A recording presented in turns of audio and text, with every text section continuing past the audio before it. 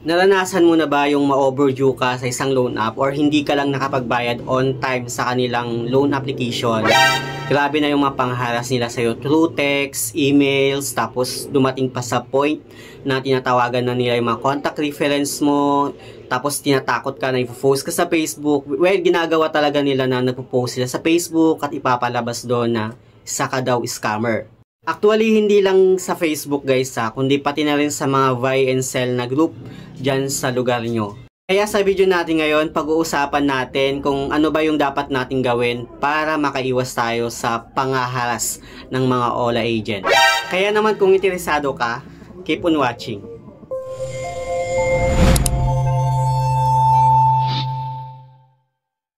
Hello guys, it's Yer Mariano and welcome back to my YouTube channel.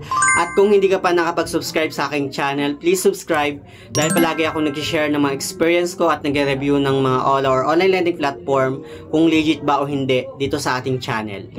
Anyway, kung gusto nyo pa ng knowledge about nga sa pangaharas ng mga OLA agent, may sasuggest kong panoorin nyo or bisitahin nyo yung channel ni Ate Red, ni Kuya Janitor, si Boss Rai, at si Team Marcos. Sila talaga guys, no, sobrang galing nila mag-advise pagdating nga sa mga pangaharas ng mga OLA agent at kung paano tayo makaiwas sa mga pangaharas nila.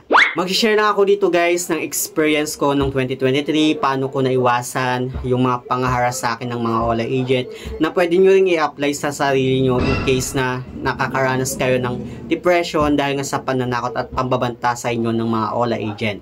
Year 2023 guys, naranasan ko din yung malubog sa utang dahil nga sa tapal-tapal system. And dahil doon, pumasok yung mga pangharas at pambabanta sa akin ng mga OLA agent. Actually, ilang beses na akong gumawa ng mga video about nga sa mga pangharas at pambabanta sa akin ng mga OLA agent at kung paano ko nalampasan yung ganong sistema. Lalagay ko lang dyan sa my description box or sa my comment section yung link if ever na gusto nyo siyang panoorin. So, nung kasagsagan guys, no, ng pangaharas sa akin ng mga OLA agent, pananakot nila sa text to the point na tinatawagan nila mga contact reference ko and tinatakot ako na ipopost daw ako sa Facebook, sa mga buy and sell na group dito sa lugar namin and ipapalabas daw nila na isa daw akong scammer. So, nung time na yun, sobrang lala ng depression ko, dumating sa point na hindi na ako kumakain ng maayos, hindi na ako nakakain ng maayos. Ayokong lumabas ng bahay, lalo sa mga public places like palengke.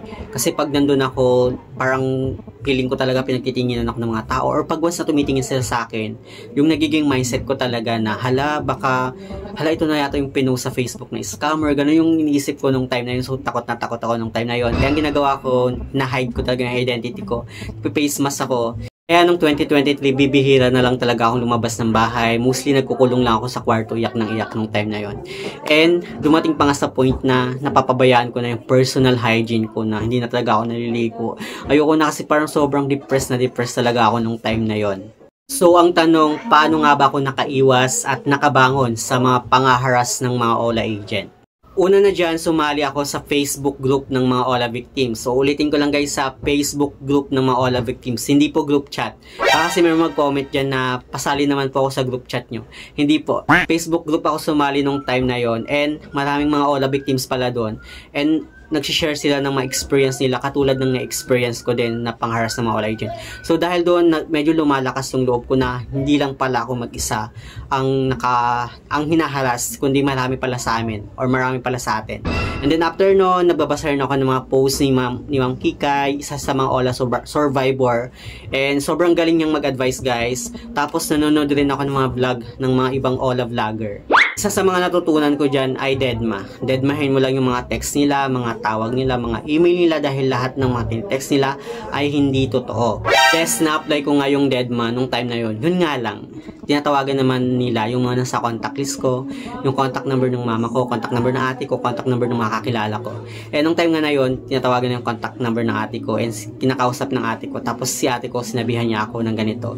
In-explain ko na lang, nag-explain talaga ako, totoong in-explain ko kay ate ko kung ano yung nangyayari sa akin nung time na yun.